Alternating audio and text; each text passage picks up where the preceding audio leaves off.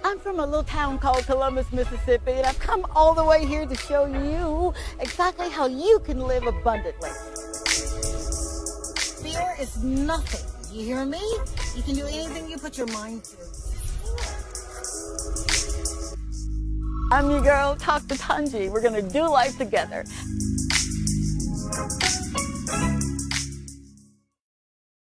Hey, welcome, welcome, welcome. Good evening.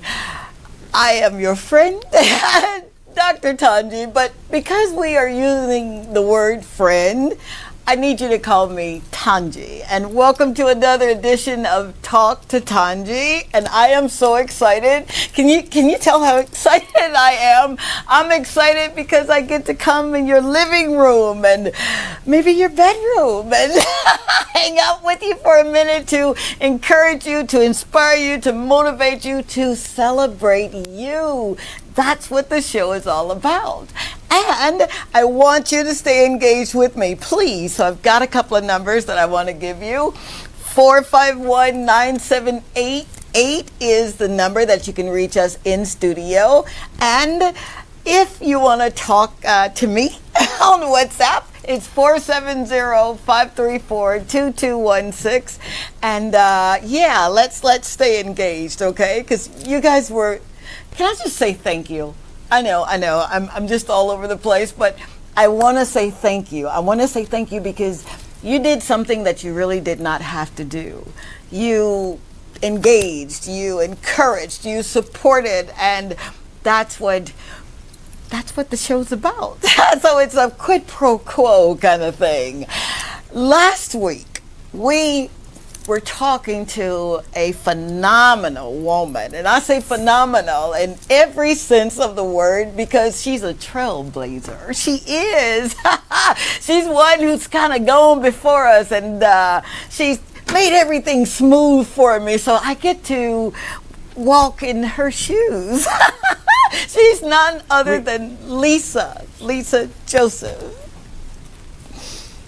And she is going to be with us tonight, and we're going to finish up our conversation on cancer and what that looks like, and the spiritual and the emotional part of being diagnosed, and where do you go from there. But before she comes on with us, I kind of want to let you in, since we are operating in the spirit of transparency.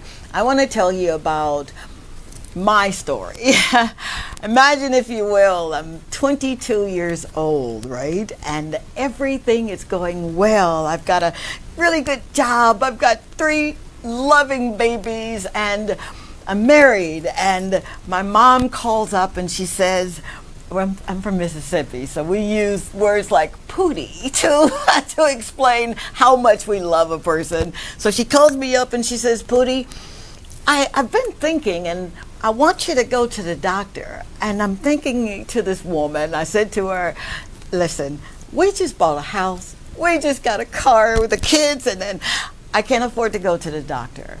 And she says, well, I just had this feeling, and I just want you to go. Lo and behold, I go and I'm talking with my OBGYN, and it's something about a physician who has really good bedside manners. Dr. Holzhauser in Columbus, Mississippi was one of the best. He's stellar at just kind of touching and feeling, but he wasn't doing the exam down there. He was doing it up here and found some nodules. And you're 22 years old and someone is telling you that they found nodules in your body, and you're thinking, okay, the first thing you're thinking, oh God, it's cancer. But here's my thing, and I don't know if I shared this with you. I was really one of those women, those mothers that I believed in taking the children to Bible study on Wednesday night, and we have Bible study in our home. And I thought that, I was kind of God's, the apple of his eye. I call him daddy. We've got a relationship. Surely he won't let something like cancer come to me with 3 babies. And lo and behold, I go to an oncologist, didn't know what that was at the time, and he says to me, let's go with the battery of tests first. So they do the iodine test, the T3, T4 test, just to see what's going on with my thyroid. So, ladies, and men, if you are finding yourselves with symptoms or signs of dry, ashy skin, or your hair is brittle and it breaks off easily, or you're irritable, I thought I was just losing weight because Dexatrim was the thing then. But lo and behold, it wasn't anything that the Dexatrim was doing. It was cancer. And I'm 22 years old, and I've got these 3 babies that are under 6 years old, under 6 years old. And I'm thinking this cannot be, because God loves me, and I sing to him in the shower, and I teach my children his precepts and his laws and his ways. And sure enough, talk about a test of your faith. I got angry, and I have to be open, honest, and sincere. I was mad. How could you let me go through this, Dad? I thought I was doing everything right. But what I've learned as you grow with him, you learn that God doesn't do things to hurt you. He tests your faith. And that was a testing of my faith. All throughout going through the diagnoses and all the tests that I had to undergo. And, I felt like Lisa when she said she just didn't want to worry anybody. I didn't want to bother anyone. I kept thinking, this is just my cross to bear. I'll just go through this. But little did I know in that, because I was such a young mama. If I told you that I had a 36-year-old daughter soon, you'd probably think, yeah, you were young. My baby is 30, will be 36 next week, 34, and then my youngest son is 31 years old. So they were little bitty people, and they were going through this thing with me. And I remember getting really perplexed. I remember having symptoms and going through depression. And it is one of those things, and I know now that is my testimony. At one time I was afraid to even tell anyone that I had gone through cancer, because I didn't want to share that. But now I understand that was a part of my story. No, it wasn't comfortable, but in that I learned how to trust. I learned how to be quiet. I learned that it's okay if you're having a moment of despair, because what he'll do is he'll never leave you and forsake you. And I know this now. So now I got a battle scar under these pearls. And I will tell anyone who'll listen that he really is a healer. Not a healer, he is healer, sorry. That is who he is. So my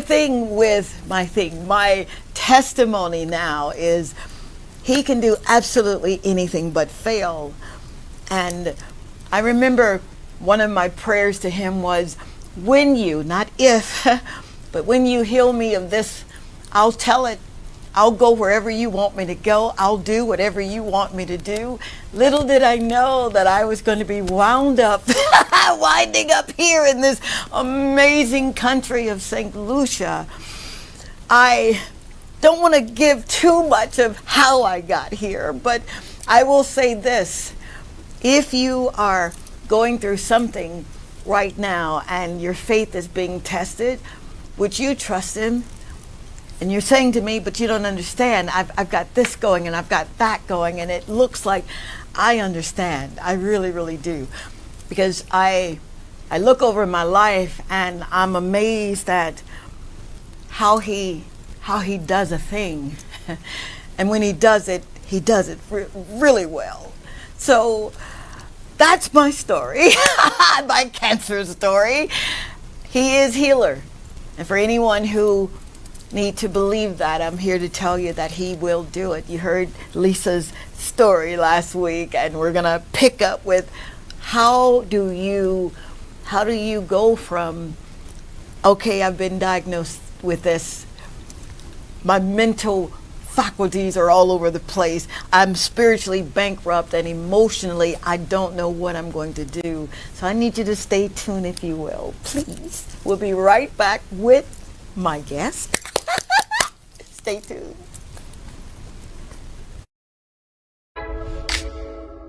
This is Dr. Tanji. I'm from a little town called Columbus, Mississippi, and I've come all the way here to show you exactly how you can live abundantly. Fear is nothing. You hear me? You can do anything you put your mind to. I'm your girl, Dr. Tanji. We're going to do life together.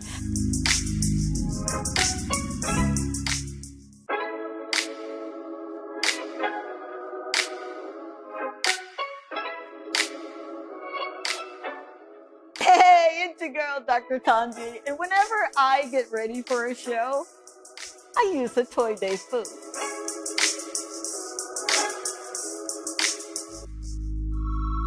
A Toy Day food is a proud sponsor of the Dr. Tanji Show and Dr. Tanji.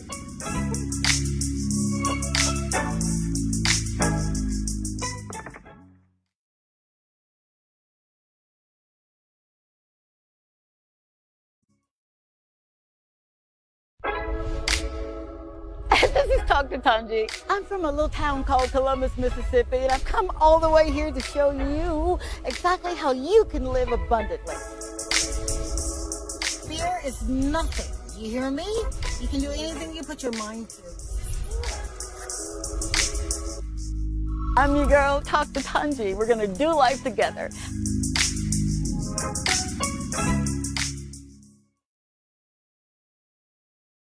We're back. Thank you again for being here. I am Tanji. You are watching Talk to Tanji, and I am so excited to go into this part 2 with this amazing woman.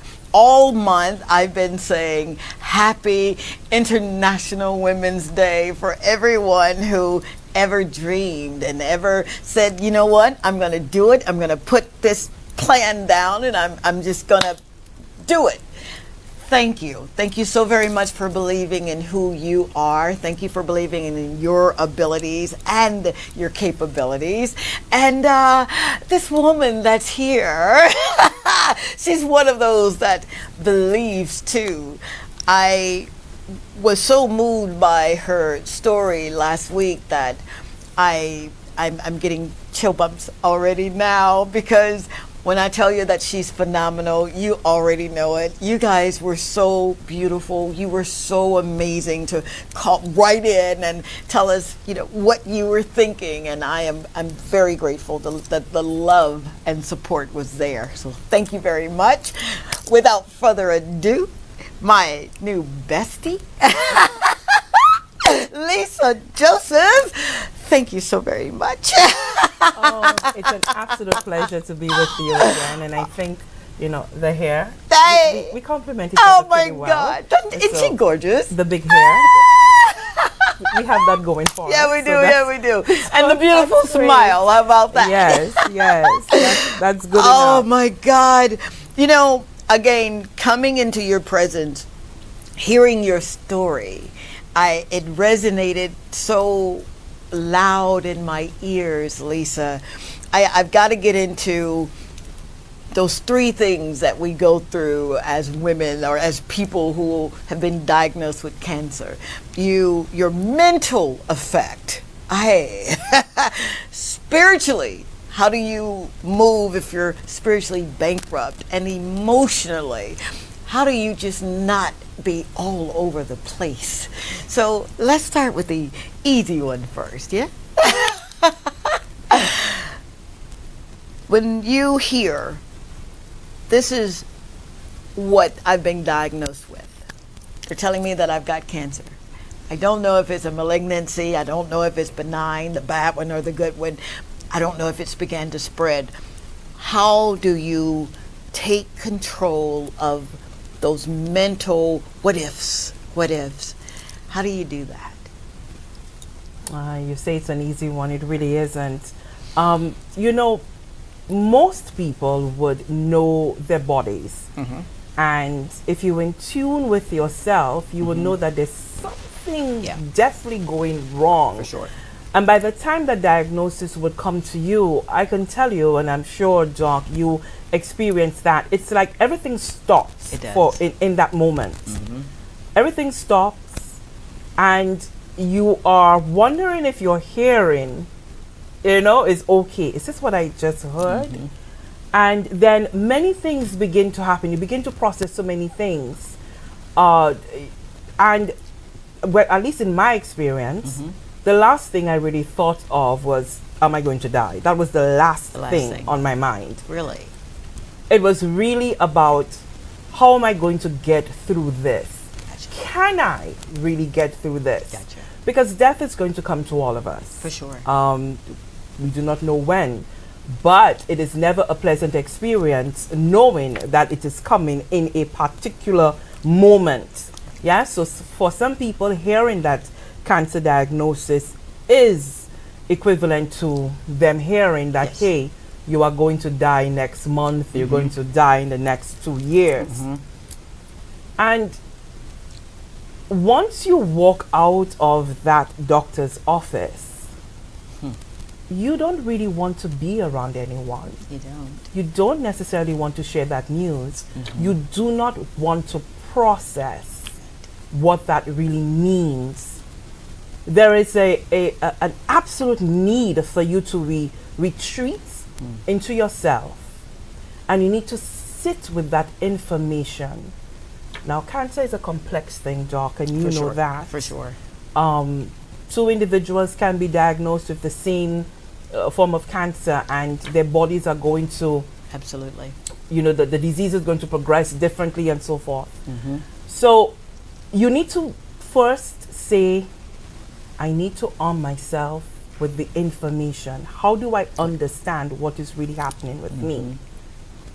And then you need to, again, and from my experience, you need to get into that spiritual realm and call for that understanding, the ability for you to be able to understand and see everything before you. Because no matter what, there'll be many opinions. You may hear opinions from 10 doctors, and they may all say the same thing, but giving you different paths in getting the same thing done. Right. And so you quickly have to develop the ability to think for yourself, even as you are helpless in something that you know absolutely nothing about. Only divine understanding can really help guide you through what it is that you want to do. I'm glad you said that. And not to cut you off, but I am with people all of the time, whether we are doing spiritual life coaching or business coaching or whatever it is in that realm. When you are staunchly saying, for God I live, for God I die, blessed be the name of the Lord, and you do not want to adhere to what physicians are saying, those that really kind of know exactly, this is what we're going to do, this is going to be the mode of operandi that we're going to follow. How do you move from, yes, I believe God, but I know what I know, and I'm not doing the radiation therapy. I'm not doing the chemotherapy because God is going to heal me. I believe. What's the process in moving from, yes, I've got to understand, to, I don't want to do it because he's going to heal me this way? For me, it's a question of knowing that, yes, spiritually, this is what we rely on. But we're in the physical. Yeah, we are. We are physical matter. And God bestowed us with the wisdom, and people go out and they study things and so forth. And so if in our ordinary times when we want to talk about how we have had divine intervention, perhaps sometimes you're going down the road and you have absolutely no money, and then this individual somehow just stops you and says, hey, so God has given that individual the wisdom to know that they need to approach you. I think of it in that same way. While the two things are indeed, different, because you're dealing with your faith and then there's that medical, the two must work hand in hand. When God is asking you to, yes, have faith, and then we talk about doing our bit. Right. This is our bit. This is our We bit. ask Him for things, but we must physically get up and begin the process of getting things in train for Him to be able to take the wheel for sure. you. For sure. So it's not a question of saying I am simply going to rely on faith and ignore the what the medicine says or what the doctors are saying, nor is it a question of I'm simply going to do whatever the doctors say and forget about what God is saying. Absolutely. The two must always meet. And I'm telling you, whether you want to accept it or not, because you in that moment you are dealing with something that is bigger than you. Oh gosh. The cancer Absolutely. is bigger than you. So Absolutely.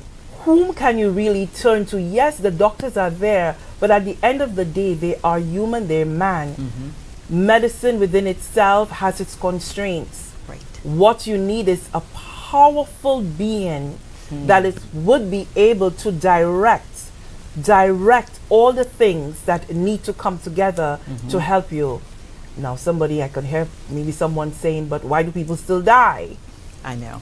Why do people still know. die? I know. That is something that even as a survivor, and I'm sure, Doc, probably you have that Absolutely. experience. Absolutely. Even during my days of treatment, there were people who were on treatment together with me and they died. Aye. And I can't explain why that happens, but we all have a time. Yes. We all have a time. And most importantly for me, I do not focus on dying, because it's really about living. And last week we spoke about living intentionally. Yeah, we did. Right? So we can ask, and a question related to that is, how could this happen to me? But why not me? Why should it be someone else? Why not me? You know, that speaks volumes. It really, really does. It goes into that, I like to call it the emotion quotient of living. How do you emotionally live knowing that this is happening, but emotionally you still have to get up and you still have deadlines and you still have people that are depending on you and you still gotta live, but you don't want to be That's around the warrior spirit. That's the warrior spirit. Okay. Again, remember that God is there. He is there with you. Yeah. But you have to physically get up and do the work as well. And earlier you spoke about the test of your faith. This really is a test of your faith, and it is your testimony. And for me, in answering the question of why me, Lord, because that's always asked. Yes. How could this happen to me? Yep. So it goes further, and I think of it in this context as well. In order for me to be with you this evening, Okay. and being able to stand in my truth, Okay. to stand in, quite honestly with my story, For sure. I had to have gone through that in order to have been able to be here to give that testimony. Because everything that I am before you now came out of that struggle, out of that pain, out of that despair. It came out of that. Absolutely. So at the end of the day, you have to think of it in that context. It is part of the fire you had to go through in order for you to have a rebirth. You are speaking volumes here, woman. In order to have that rebirth. So wow. These things are important, Doc, Yes, they for are. us to be Yes, able they to are. and to accept it. Absolutely. Acceptance. You said that's a mouthful. 451-9788. We want to hear your story. We love taking calls. I want to ask you about work, because for me, Lisa, I didn't want to go back to work. I wanted to start my own business, but I didn't know how. I didn't have anyone to say, okay, these are the steps that you take. I remember fasting and praying and saying, you healed me for such a time as this. What do I do now with this healing? And I know, he said, nanny, and I mentioned that to you last week. I've got a nanny service and a home health agency in Atlanta, Georgia, that our daughter runs. And I knew that my going back to a 9 to 5 was for me, it was worse than cancer. And I'm not being facetious when I say that. It was the hardest thing in my life to have gone through. And you mean to tell me now I've got to go back and listen to people complain, where I've got this new leash on life and I want to live? So I remember, we're juxtaposing to work, but I remember this woman saying to me after the bank laughed at me and said it was a wonderful idea, but it's not going to go anywhere. And I felt crushed, but I kept thinking, but greater is he, greater is he. I had to remind myself who I was. And my thing was, if I write it down and if I rehearse it, I can do it. It's something about writing things down. Maybe that's why I wrote a book. But if you write it down and you give it to him and you trust the process, you got to become the work. I used to tell my daughter, you got to work, but now I understand you have to become the work so that the work can be done. For me, I did want to go back to work. How soon after having gone through what you've gone through, how soon did you find yourself saying, I've got to go back to work now? Oh, immediately. Oh, wow. Because, as a journalist, yes, you have this certain itch. Can't stay away from it. Most journalists don't do vacations. We can't do that. We have to be connected. You're checking everything. Yeah. And at that time, remember COVID had just come through. Okay. And my duties at that time with the National Television Network, GIS, was really to be giving up all of those updates to the nation and being part of that dissemination process for information. Okay. And I could not be home.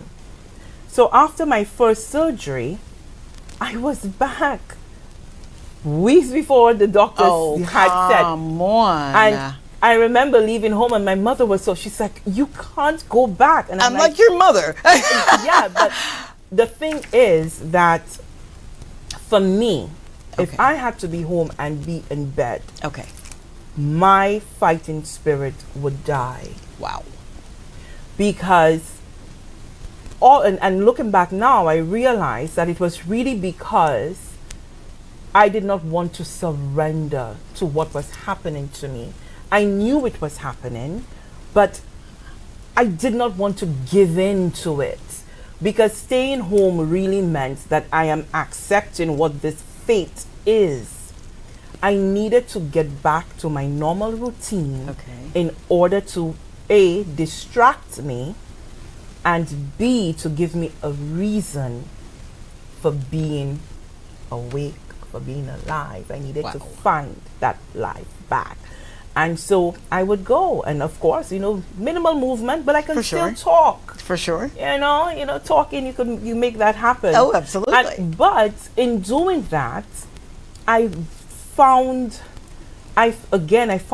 renewed purpose. And you said something, Doc, a while ago, that once you pass the treatment and you feel you are alive. Yeah. You are alive. And you want to live every moment of that. I also found that I found myself doing a lot of shopping. Really? A lot of shopping, again, as part of that compensating, taking away from the reality. So I just wanted to attach myself to new things and new things and new things. That makes sense. Until I had to say, what is happening to me? What is happening? Yeah. So in my quiet moments, I understood that I was beginning to settle into that form of depression. There is a sadness that washes over you. It is. And that sadness is really driven by loneliness. Now, when you are sick, that's the time you have most family, friends around you. But you're feeling lonely because you are actually going through it alone. While your caregivers are with you and your family members are loving you, but it is you. It is you with the pain. It is you going under the knife. It is you having to sit in that chemotherapy chair. It is you going through that physically. Right. And so there is that sense of loneliness that you go through, and then burst of anger will come. So you, if we were looking at it psychologically, you went through all 5 stages as if it was grief. Yeah. You would Yes, say that. and it is, and it is grief, Absolutely. and because that person you knew before, that individual is gone. Absolutely. That individual is gone, especially if you have those side effects of losing your hair. I mean, I woke up and all my hair was gone. I thank God for wigs, but all my hair was gone. I didn't have any eyebrows. Oh, come on. And my eyelashes. So I just went to bed and I woke up and I looked in the mirror and I was like, what is this alien standing? What is happening? Okay. So, and you have so much to deal with, and let's not talk about the pain coming from, you know, that chemotherapy treatments. Right. There is so much that you're dealing with in that moment, and no one can really understand it because it is you going through it alone. Absolutely. They're suffering with you because they've seen their loved one going through something that they can't help. Yes, but all of that is being borne by you, and even the suffering that your family members are going through, you tend to think, well, my God, my parents, my loved ones, they're sad because of me. So that again, it's just a whole lot. But Doc, before I say that, I want to remind our viewers that you can call in with a question. We will be happy to be able to chit chat with you, and you can do so at 451-9788. That's the telephone line. And of course, there's a WhatsApp number. Let's share that with them. It is 470-534-2216. And we welcome your calls and your WhatsApping. While they're getting ready to engage with us, thank you so very, very much for that. I want to ask you this. The unlearning. You said it's a newness now, right? What did you unlearn that you had been walking in before? Loaded question. These are deep questions, and it's very, you have to. I'm revealing so much of myself, but that's okay because that's how we really help others by being honest and sharing our story. I learned how to speak up for myself. Just imagine that me, someone who talks for a living, right? But, and this is true sometimes as women, we tend to perhaps just shrink away from, trying to stir up the pot for one reason or another, whether it be at work, in your love life, with family members. You just let things slide. And especially, if you have that role as a leader, yes, you really shoulder a lot of stuff. But I learned how to speak up for myself, and not allow others to, be very dismissive of my feelings and dismissive of my inputs. And again, for me, that's part of being able to live intentionally. I love that. So before, if I didn't like something, I'd probably stay quiet, but now I am bringing in my own demands. Now I am not going to let it slide. If you do something to me and I feel that, hey, you may have crossed the line or you were unfair to me, I am now going to speak up and say, you know what? I'm not upset. And that's something too. Intentionally living. Don't want to be angry about stuff. I want to pick my battles, really. For sure. Pick your battles. For sure. There are bigger things. But I will say to you that I don't think you were being fair to me, and I do not like what you've just done. And I will tell you why, so that you can understand my perspective. Don't want to enter into shouting matches and these sorts of things. So you want to be able to assert yourself, assert your voice, and you wouldn't believe how therapeutic that is. Yes, I would. You're talking to a sister that knows therapy. With that, we're going to take a quick break. Again, I know I keep telling you thank you, but thank you so very much for allowing us into your living room, into your home, or wherever you're watching. We are truly, truly grateful. We'll be right back. Stay tuned.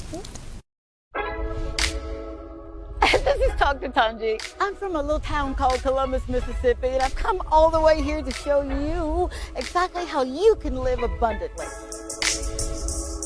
Fear is nothing. You hear me? You can do anything you put your mind to. I'm your girl, Dr. Tanji. We're going to do life together.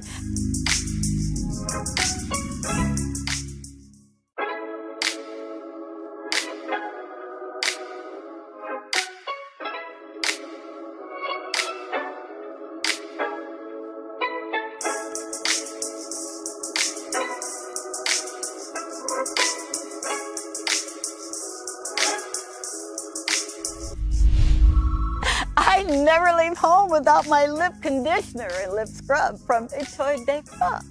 It's perfect for this kind of weather and any activity. I'm Dr. Tanji from the Dr. Tanji Show and Dr. Tanji, and I endorse this product. This is Dr. Tanji. I'm from a little town called Columbus, Mississippi, and I've come all the way here to show you exactly how you can live abundantly. Fear is nothing. You hear me? You can do anything you put your mind to. I'm your girl, Dr. Tanji. We're going to do life together.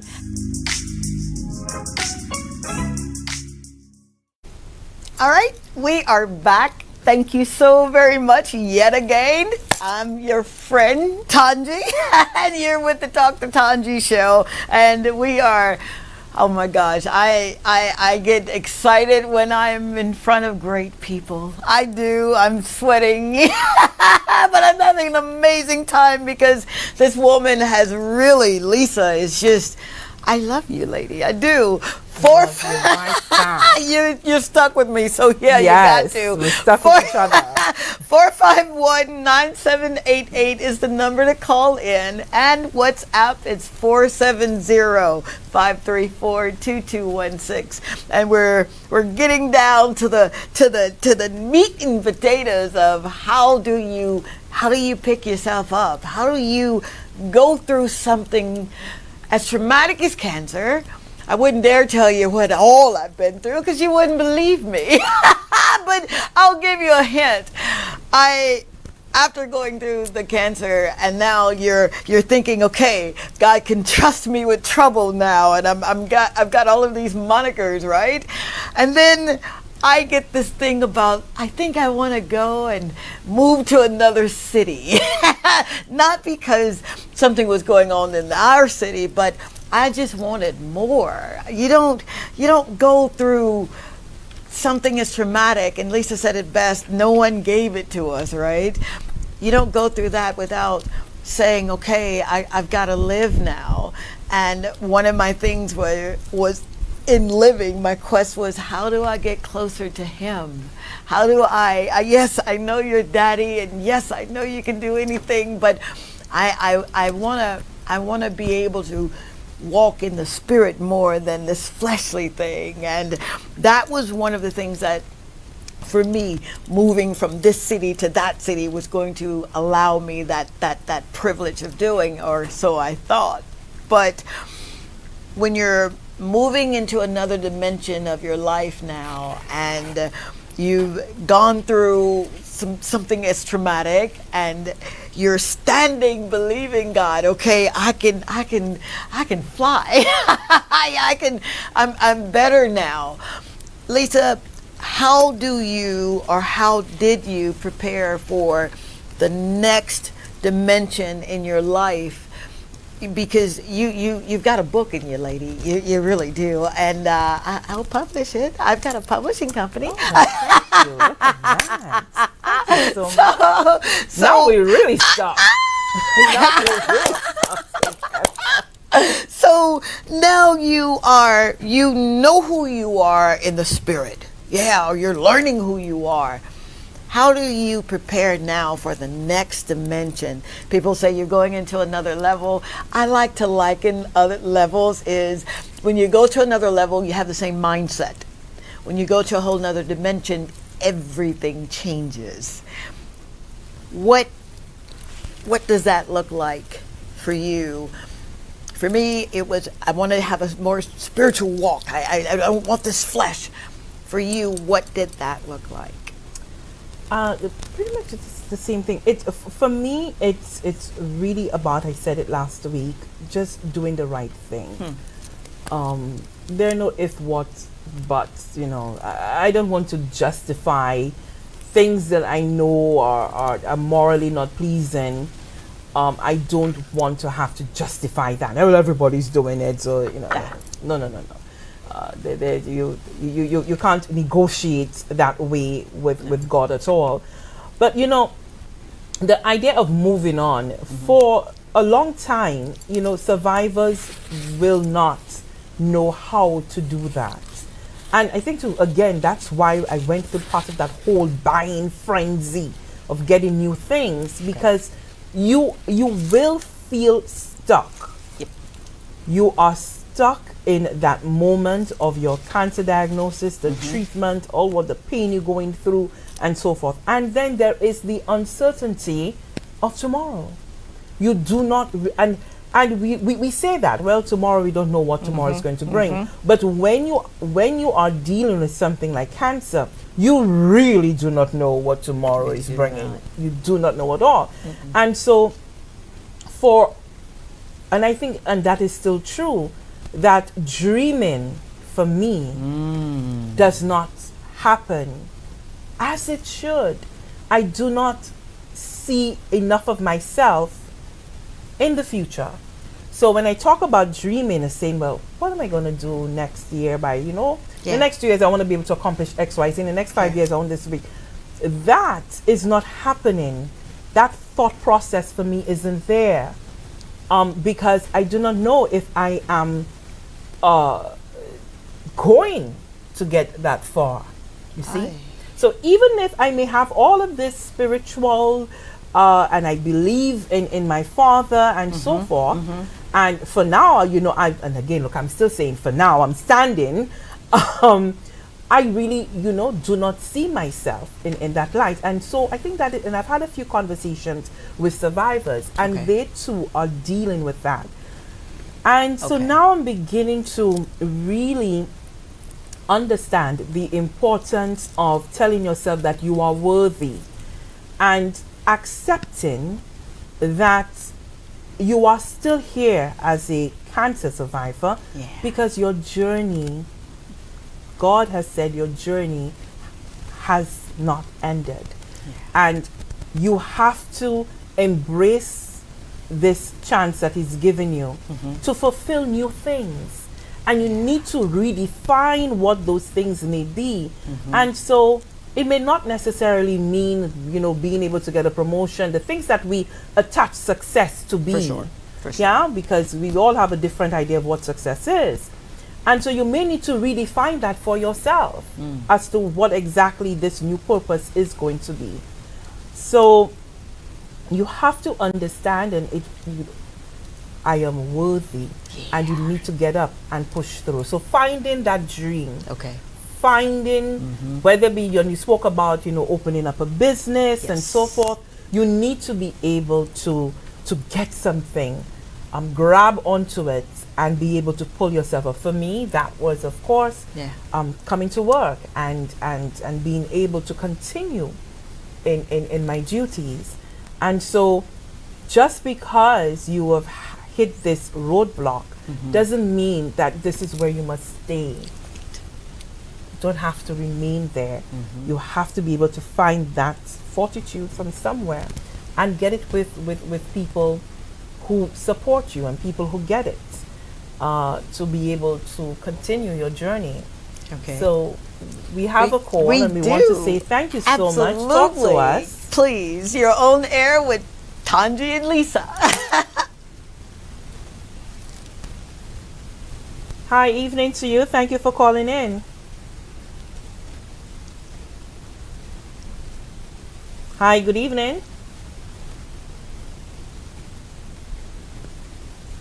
I think we're having a slight issue, okay. Junior. Okay. Good evening to you. Thank you so much. We lost him. No? Okay, so please Okay. try back again. We apologize Absolutely. for that. Absolutely. We seem to have had just a little bit of a technical Technical. difficulty in patching the call through. Yeah. But we appreciate you, so you can call back. Thank you so much. Good evening to you. And if you perhaps can turn down the volume of your device, whether it be your television, your tablet, mobile phone. Hello? Hi. Thank you so much for calling in. Talk to us. Yes, I'm just interested in knowing about the warrior spirit. Lisa spoke about it, and I want to hear a bit more about what exactly it is and how it's helped her overcome her battle with cancer. Absolutely. Thank you so very, very much for calling. And Lisa, this warrior spirit. I'm getting chill bumps here. Tell us about this warrior spirit. I don't know. I seem to have had the warrior spirit from a child because, often I say to my mother, nothing must interfere with my sleep. And she must be, laughing her head off right now. But the warrior spirit is, again, just two things. You need to be able to understand the context of the different parts of yourself. So we have that spiritual side to us, and we need to be able, you need to strengthen that. That is where you will go to for absolute solace. That's an important word. This is where you'll go for that peace, that quiet, the ability to remain still, for you to be able to assess the situation before you, and to have that calm spirit for you to be able now to get up and do the physical, to do the things that will be necessary for you to get to the other side. And so being able to get up from the bed, I have to say to myself, I can't be here. Because if I stay here, this would be the end of me, staying in bed. So you have to will yourself in order for you to get up. You have to will yourself in order for you to put on your clothes. Will yourself through the pain that you're feeling. And for me, I should tell myself, this pain is going to be temporary. I'm going through it. Yes, it's been a long time, but I know that it will pass. And by busying myself, keeping that routine, I know that I am beginning to get back to the individual I used to be, albeit a renewed individual. But at the center of that warrior is that spiritual groundedness. You need to have that spiritual groundedness. Now, that spiritual groundedness is not about getting up and saying 25 Hail Marys For and, sure. I'm Catholic and all of that. Uh-huh. It is far beyond that. It is about that one-on-one connection. It is about being able to completely strip yourself and be so vulnerable. Be vulnerable with God and to God. You may cry uncontrollably and sob like a baby. But that is when you know you are having that breakthrough. In that moment, that warrior spirit is beginning to build. That you now know that you're going to live. You are going to live for a new day. So again, that I'm just speaking from my personal experience and what has worked for me. Absolutely. I am, wow. I'm sitting here and I'm taking copious notes. You don't see me doing it, but you're absolutely right with the warrior spirit. I've heard the term, but not that eloquently spoken, and the part about being grounded. You have to be grounded. I'm like a kid when it comes to my daddy. I call him daddy because of the relationship I have with him. So I get that. I really, really do. And it does give you that fight to get up and face another day. But it's not easy. No, because, and again, I just want to say quickly before we move on, that when you are there in that fighting stance, warrior, you coming out to fight. When you're in that fighting stance, lots of things are going to come at you. Oh, absolutely. Don't think that everything is going to be smooth sailing. I mean, I had days when I would get to the hospital, treatment is supposed to start. Oh, sorry, there are no drugs, we can't do it anymore. What? And so you petrified because, oh my God, because you're depending on this for you to be able to cleanse yourself out and to survive. And so lots of things, maybe, as I did, got one diagnosis and then came back with another diagnosis, and it was, 10 times worse than the first diagnosis. But you have to expect that every time these negative things keep coming at you, you have to keep that fighting stance and say, no, you will not break me. No, I am not going to give in. Yeah. No, God, I know you have my back. Pushing through. That's all. Wow. Hi. That's what I'm talking about. Thank you. You cannot make that up. Thank you. Seriously, thank you so very much for being honest and open and sincere and blessing the people that are listening. And if you're going through something like that, I encourage you, have that warrior spirit. Absolutely. Have that grounding. And we have a call, so let's say hi. Good evening. Absolutely. Thank you so much for calling in. Talk to us. Hello. Hi. Good evening. Hi, good evening, Tanji. Good evening, Mama. How are you? I'm good, thank you. Who am I speaking with? You know me. Oh boy. I know the voice. Yes, you do. And you have my mama girl next to you, too. Oh. You know who we're talking to? Yeah. Listen, I know her history with cancer, and I can tell you, okay? Yes. That was one strong, phenomenal woman. Wow. I never saw her cry until I saw her cry last week in that program. Yes. I never saw her cry. She would leave chemotherapy and go straight to work. Oh, come on. So wow, you're telling me bits and pieces here. Every time I spoke to her, she was more concerned about her partner, her mother, and her sister. Jeez. Wow, baby. That's what she was concerned about. That's her. To be that strong? Yeah. I wish I could be that strong, I can tell you that. Wow. Yeah. Wow. Thank you. Thank you so very much for that. What do you say with that? I'm not even sure where to go with it, except to say that, it's not just all on your own. And for the caller, I don't know if she wants us to identify her. Yeah. But, you draw strength from those people around you as well, Doc. Yes, you do. And I spoke earlier about that. Surround yourself with individuals who are truly going to support you. Right. She has her own battles. And through the years of our friendship, I have seen her strength. Wow. And that, gave me the ability to say, hey, she's going through this. For sure. I can do this as well. I love it. Yes. Absolutely. So that's part of the way that we support each other as women. We need that. We really, really do need that. We have another caller. We want to say thank you. Thank you so very much. Hello? Hi, you're on air. Okay. Hi, good evening. Good evening. Good evening. Yeah, I just want to give a little contribution on my wife's behalf. Absolutely. Yeah, she went through breast cancer, and when she got the news, it was like the most shocking part of my life. And then she gave me strength. Wow. Thank you for that.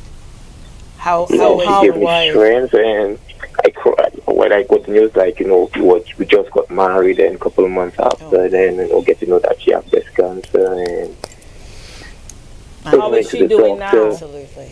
Then getting the shocking news, and it was really terrifying for me on my part. When I was on my own, I cried for like 3 weeks straight. Then she came and she told me, baby, I am strong for myself, and I need you to be strong for me as well, and stop the crying. And then Yeah, then when she started chemotherapy, she would go to chemotherapy, and the next day she would go to work. And then she's just a strong girl, and I admire her strength. And she's like over 5 years going as a survivor. And then Yes. I just want to just Amen. Amen. give all the strength. Wow. I want to give all the strength that's going through that same situation. That it's not the end of the world. Absolutely. Yeah. Thank It's you not the so end of the much. world. Wow. How I just want to ask you, how were you able to be a source of strength for her? Beg your pardon? How were you able to support her? Okay, well, in supporting her, I get the strength from her. Wow.